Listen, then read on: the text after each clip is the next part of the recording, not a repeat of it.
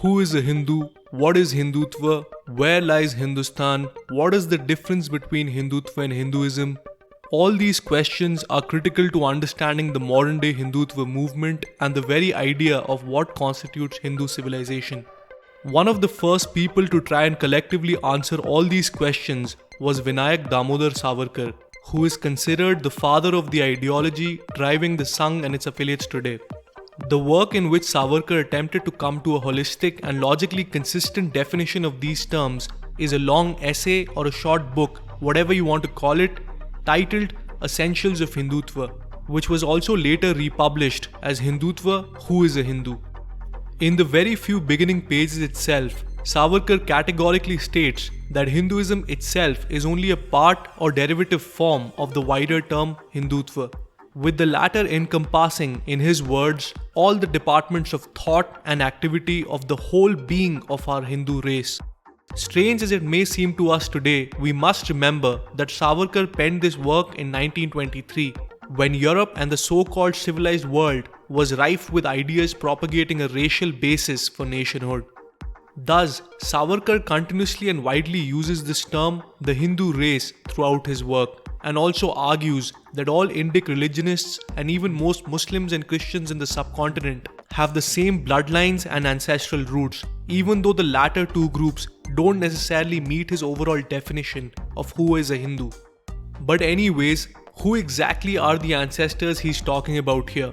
Savarkar begins to answer this question while tracing the very etymology of the word Hindu and alludes to what we today know as the Aryan invasion theory or the Aryan migration theory. Although he acknowledges that at the time he wrote the essay, it wasn't clearly known when the Aryans came into the subcontinent or even where their original homeland exactly lay. Yet Savarkar does quite clearly accept the idea of their foreign origin. He says that these Aryans built the Vedic civilization on the banks of the Sapta Sindhus and began to refer to themselves as Sindhus. He further lays out the idea that it is quite probable that the Vedic Aryans were themselves introduced to the term Sindhu by local tribes who must have used the term Hindu, which became Sanskritized as Sindhu. It yet again became Hindu for the foreigners such as the Persians, who in the Zend Avesta mention it as the Hapt Hindu. The term Hindu was also natively brought back later on through the Prakrit languages, which have a similar pattern of changing the Sanskrit S sound to an H sound.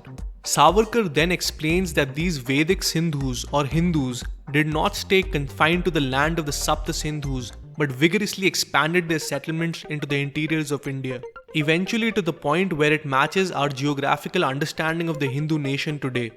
He specifically highlights the triumph of Lord Ram of Ayodhya over Lanka as the point at which the Sindhus or the Hindus achieved the final limits of their frontiers. Savarkar says that it was under Lord Ram that not just the princes of Aryan blood but also those of non-Aryan blood such as Hanuman, Vibhishan, Sugriv were fused together under one common Hindu identity. He acknowledges the fact that some other names such as Aryavart or even more commonly Bharat Khand or Bharatvarsh became well-known alternatives to the Hindu or Sindhu identity of the people and the land. But the overwhelming popularity of the latter among the foreigners to refer to us helped solidify its position as the primary term with which we refer to ourselves. Speaking specifically of the land, then in Savarkar's mind, the definite limits of the Hindu territory or Hindustan or Sindhustan are simple. It includes all the land which lies between the Sindhu river and the sea, with the Himalayas acting as the natural northern barrier. With this definition, Savarkar then further tries to explain who exactly is a Hindu. In very simple terms, he lays down the criteria for a person to be a Hindu. The first one being that he has to consider Hindustan as his Pitrabhu or fatherland, and the second that he has to consider Hindustan as his Punyabhu or his holy land. The elements which Savarkar describes as determining whether this land is someone's Pitrabhu or not are race and culture, encompassing those who accept this land as the land of their forefathers and stake claim to the culture, customs, laws and practices which have evolved here. Savarkar notes that this requirement is met by many Christian and Muslim sects in India who were only converted a few generations ago and have almost entirely Hindu blood in their veins. But he says that they can only be accepted into the Hindu fold if they acknowledge Sindhustan as their Punyabhu as well as their Pitrabhu, and they cannot be Hindus while their holy lands are in Arabia or in Palestine. Savarkar comes to this viewpoint while tracing the history of the Indian subcontinent from the Vedic period to modern times, and while discussing said history, not just identifies people from various different regions of the country such as Bengal, Madras, Maharashtra, Odisha, Punjab and many others as Hindus, but also refers to many different heterodox sects as Hindus, including Sikhs, Arya Samajis, Charvaks and even Buddhists. He writes that even though Orthodox Hinduism or the Sanatan Dharma based on Shrutis, Smritis and Puranas may be the religion of the majority of Hindus, it cannot be said that heterodox sects which reject some of the scriptures are not part of Hinduism. In Savarkar's worldview, since these religions historically developed in Hindustan and their prophets and gurus were also of this land, hence they also come within the Hindu fold. However, he acknowledges that some religious movements like Buddhism ended up having a detrimental effect on Hindustan due to its universalist nature, which reduced the nationalistic fervor needed to protect the country and made it easy prey for mlechas. Moreover, he recounts how some Buddhist adherents even sided with foreign invaders who were either themselves Buddhists or were more open to the idea of restoring Buddhist power in India. All this is not to say that Savarkar was extremely critical of Buddhism or anything. In fact, he was actually very meek in masking his observations on the negative role of the Buddhists in subverting the defense of Hindustan. For example, in one part Savarkar calls himself a humble admirer of the Buddhist Sangh and says that we are not initiated into the Sangh not because it is not worthy of us, but because we are not worthy of setting on the footsteps of the temple which has lasted longer because it rested on ideas than many a great palace that rested on rocks.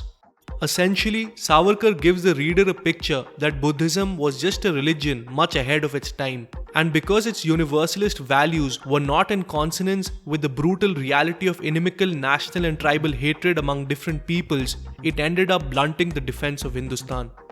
This is where the real problem with Savarkar's attempt to build a cohesive and all-encompassing Hindu identity lies.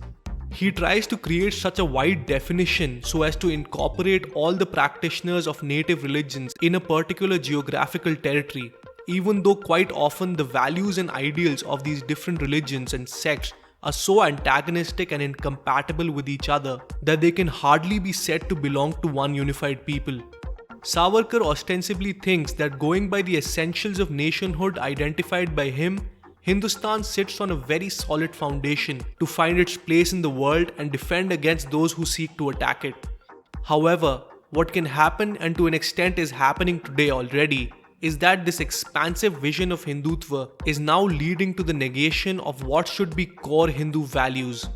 In essence, if anything and everything under the sun is Hinduism, just by virtue of the fact that it originated in this land, then in practice, nothing remains truly sacred for Hindus because everything they hold dear and cherish and consider their own can be attacked and diluted freely by those with opposing heterodox views from our own land. Another critical problem with this work is Savarkar's theory of a Hindu race having a common mixed bloodline. Now, as mentioned earlier, Savarkar may be forgiven for taking a giant leap of faith here, considering the times he was living in and the racial politics popular then, and of course, the primitive understanding of genetics in those days. However, in today's world, we know for a fact that among Indians themselves, there are massive genetic differences which have crystallized along caste lines from region to region. Modern studies in fact show that there is greater genetic distance between lower castes and upper castes in India than there is between different European ethnicities, which were back then seen by many people as different races altogether. Now, if the Germans, the French, the English could be seen as individual races in their own right, then going by the genetic evidence, we would end up with each jati in India being a race unto itself, leading then to the conclusion that India is the land of 1,000 or even 10,000 different races. Thus, the idea of Hindus being one common race with one common blood flowing in their veins must not be so foolishly pursued as to become the center stone of Hindutva, because it simply doesn't stand scrutiny today. And what's more, such an obsession with race and genetics while defining Hindus can also backfire considering the inherent genetic diversity among Hindus that we just discussed. All in all, this essay by Savarkar must be seen in the proper context of the time he was living in, during the struggles and tribulations of Hindus against a mighty European power. Although Savarkar may have had the best of intentions in trying to forge a common expansive Hindu identity, but today if we go blindly by those definitions, even after getting to know of their inherent flaws, it is only going to be counterproductive to the cause of our civilization. We must therefore refine, rebuild and recalibrate the core of the Hindutva movement to best meet the long-term interests of the Hindu nation. With that, we'll end this episode here, guys. I hope you enjoyed watching this review. Do like, comment and share, and also subscribe to the channel for many more such videos in the future.